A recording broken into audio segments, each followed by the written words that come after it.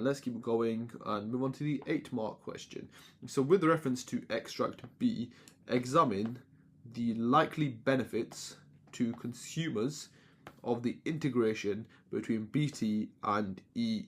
So before we even actually look at extract B, what is going to be the benefits to consumers? A very simple question of the integration of basically two big mobile networks. First thing that comes to my mind is you will get almost like better mobile service, like you'll get service in better areas. And what would we call that in economics? Of course, it would just be better quality product. And then now let's think about it. So quality is also increasing. Let's think about price. If two of the biggest mobile networks are joining, you can almost say that the economies of scale will now join. And if they have larger economies of scale, they can exploit those economies of scale more, they can run down longer average costs further, therefore meaning that they can therefore have lower costs and charge consumers lower prices. And yeah, those are the main two benefits that come to mind straight away, but let's have a read of this extract B and let's see what it's saying. So the first thing is that BT's profit rises, and let's see why this is happening. And the integration results in BT controlling 35% of the mobile consumer market. Of course, you could label it now as a legal monopoly. And its profit in the second quarter 2017, good stats here, because of course for your 8-mark question, there will be marks for application. So yeah, this ties into what we were saying, like better service, where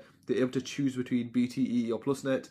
So whatever suits them best, so essentially meaning that they get a choice of 3 rather than just having 1. And then this acquisition enables us to create value bundles, so like that could link into the cheaper prices. So let's get started, and for the first paragraph I'm just going to talk about, since I think this is going to be the slightly chunkier paragraph, is going to be talking about the lower prices. And the application I'm going to use here is this. They're able to offer great value bundles, and that is going to tie into my price thing. Essentially, my main chain of analysis is going to be based on, like I said, economies of scale. So I'm going to say with these firms like BT, EE merging, it's going to lead to now they're going to have larger joint economies of scale, therefore can further exploit these economies of scale. Then, of course, like I always say, I'm just going to give an example of one of the economies of scale, either being technical, purchasing. Purchasing probably works quite well here, since they can use that bulk buying power to run down the longer average costs. Lower costs, therefore, could mean it could be translated for consumers into lower price.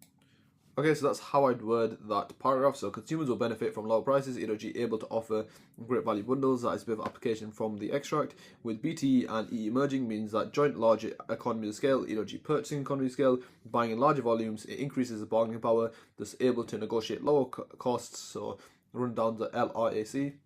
And lower costs can be translated, passed on to consumers via lower prices, thus increasing the consumer surplus, which is very easy, very standard paragraph here. And now let's move on to the evaluation. Of course, there's only 2 evaluation marks here, but let's try to pick them up. And of course, I think a really good one here is just with regards to, it talks about the market shares. The market share, BT and EE will now be classed as a legal monopoly. Therefore, of course, this means have monopoly power, and of course we're talking about the benefits to consumers. You could mention, however, in evaluation, this depends on BT and EE's monopoly power, as they now, with over 25% market share, as of 35%, they're classed as a legal monopoly, therefore could exploit consumers with higher prices, and there's like a slight lack of choices as they have that monopoly power.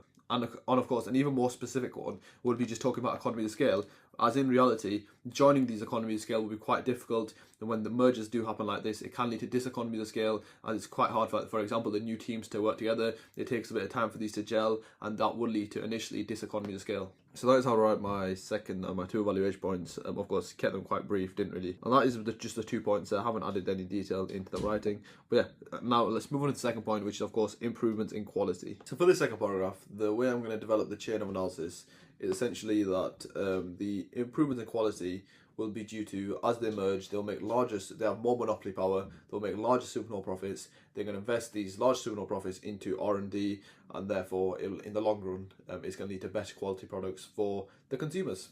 So they're going to use that supernova profit to invest into R&D, become innovative, make these innovative products, meaning in the long run, better quality products. And of course, simplest evaluation is, however, in evaluation, this depends on the time frame. Why? As although they will be providing these better quality products in the long run, in the short run, they're going to use this monopoly power, they're going to exploit these consumers in the short run with higher prices, thus you can evaluate the long run benefits versus the short run costs. So it's essentially just dynamic efficiency. But yeah, a fairly simple and a fairly straightforward 8-mark question there. Quite a nice one, I would say. And yeah,